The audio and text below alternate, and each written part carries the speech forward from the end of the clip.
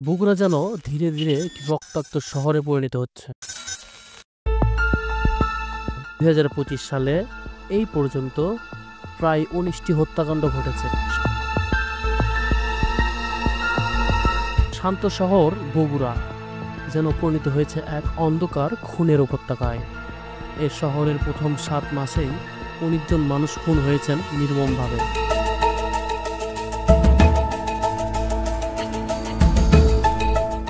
এরা কেউ আমাদের ভাই, কেউ মা, কেউ সন্তান। এই ঘটনা শুধু সংখ্যা নয়, এক একটি পরিবার ধ্বংসের গল্প।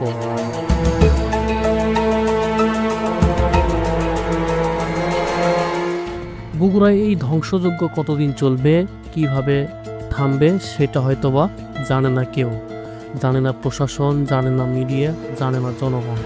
প্রতিনিয়ত তুচ্ছ ঘটনাকে কেন্দ্র করে এখানে হচ্ছে মারামারি, চলছে মানুষ মেরে ফেলে দেওয়ার মতো কুকর্ম।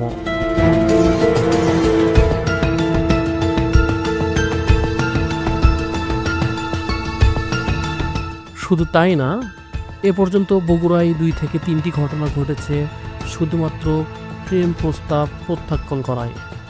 এমন একটি ঘটনা আপনাদের মাঝে তুলে ধরব।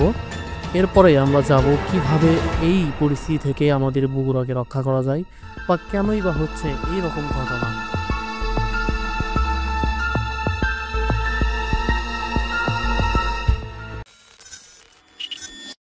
প্রথম আলোয় প্রকাশিত বগুড়ায় ২ জনকে খুন করা হয়েছে।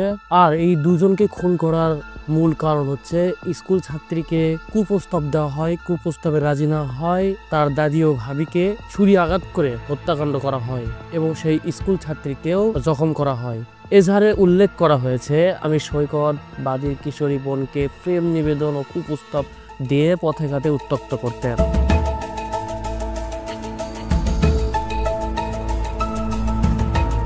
সৈকত সহ অজ্ঞাত পরিচয় আসামিরা পরিকল্পিতভাবে এই ঘটনা ঘটিয়েছে।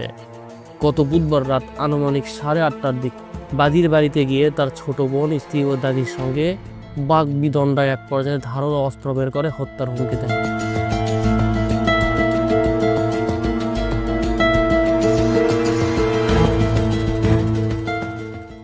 এ সময় বাদীর স্ত্রী হাবিবা শ্বশুরকে ফোন করে বাড়িতে আসতে বলেন।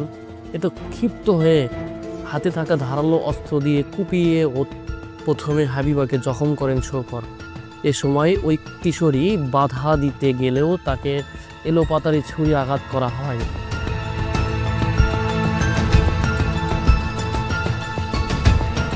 প্রাণ বাঁচাতে হাবিবা 5 মাসের মেয়েকে নিয়ে দৌড়ে দাদির ঘরে আশ্রয় নেন। সৈকত সেখানেও চড়া হয়। এ সময় এই ধারালো অস্ত্র দিয়ে বাদীর দাদি লাইলি বেগমকে গলা কেটে ও পরে 3 জনকে উদ্ধার করে শহীদ জিয়াউর রহমান মেডিকেল কলেজ হাসপাতালে নেওয়া হয়। সেখানে হাবিবা ও লাইলিকে মৃত ঘোষণা করেন চিকিৎসক।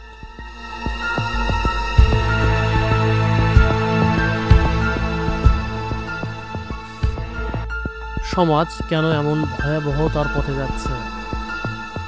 আমরা প্রশ্ন করি, এই খুনগুলো কেন ঘটছে? কেন একটি মেয়ে না বলার পর তার পুরো পরিবারকে ছুরি মেরে হত্যা করে একজন যুবক?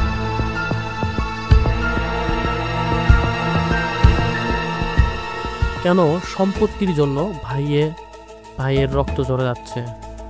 কেন নিজের মাকে হত্যা করছে তারই ছেলে? এসব প্রশ্নের জবাব খুঁজলে কয়েকটি কারণ চোখে পড়ে।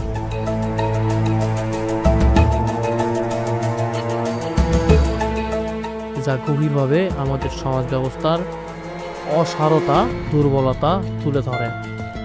প্রশাসনের তৎপরতা, ঘাটতি ও অপরাধীর ভয় না থাকা। আইন শৃঙ্খলা রক্ষাকারী বাহিনী অনেক সময় ঘটনাস্থলে পৌঁছায় দেরিতে। অপরাধী জানে প্রভাব খাটিয়ে বা সময় নষ্ট করে বিচার আনা সম্ভব, অথবা মামলা হলেও তদন্ত ধীরগতির, অনেক সময় পক্ষপাতদুষ্ট। ফলাফলস্বরূপ প্রশাসনের ভয় নেই, সাহস পাচ্ছে অপরাধী।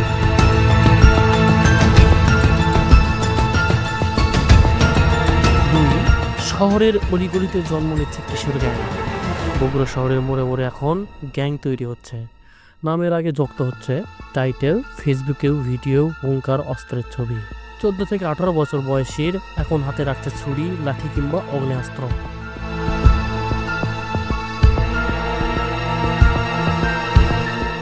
প্রেমে ব্যর্থতা, এলাকাভিত্তিক আধিপত্য, ছোট ছোট দ্বন্দ্ব এখন রক্তক্ষয়ী সংঘর্ষের রূপ নিচ্ছে। ফলাফলস্বরূপ সমাজের ভবিষ্যৎ তরুণরা এখন ভয়ঙ্কর কিশোর গ্যাং এর হাতিয়ার।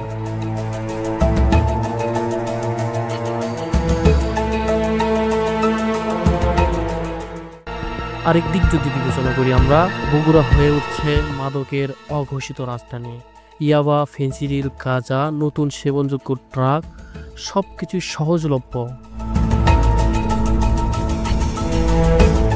স্কুল কলেজগামী কিশোরদের হাতেও চলে যাচ্ছে মাদক। মাদক নেশায় মত্ত হয়ে তারা করছে চুরি, ছিনতাই, এমনকি খুন। মাদক থেকে শুরু, পরে অস্ত্র, এরপর মৃত্যু। এই সকল সার্বিক চিত্র এক ভয়ানক ভবিষ্যতের ইঙ্গিত দেয়। স্বাধীনতার 50 বছরেও বাঙালি স্বাধীন হইলেও পায়নি স্বাধীনতার সুখ। এখন এই জাতি হতে পারেনি সভ্য। এভাবে চলতে থাকলে আগামী 50 বছরেও এই জাতি সভ্য হতে পারবে না। এভাবে চললে ভবিষ্যৎ আরও ভয়ঙ্কর, যেখানে ছেলেমেয়েরা আর ক্লাসরুমে থাকবে না, থাকবে থানার হাজতে। যেভাবে পরিবার থাকবে না শান্তি, থাকবে ভয়।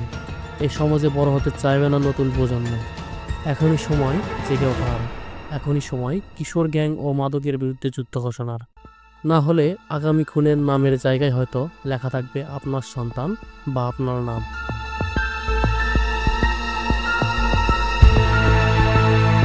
আপনারা আমার প্রাণের শহরকে বাঁচাতে ভিডিওটি শেয়ার দিয়ে জাতির বিবেককে জাগ্রত করতে সহায়তা করুন। যদি ভিডিওতে ভালো লাগে তাহলে আমাদের বগুড়ার কণ্ঠ পেজটি ফলো করে আমাদের সঙ্গে থাকুন।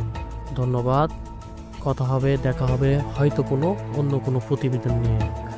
সে পর্যন্ত ভালো থাকবেন, সুস্থ থাকবেন।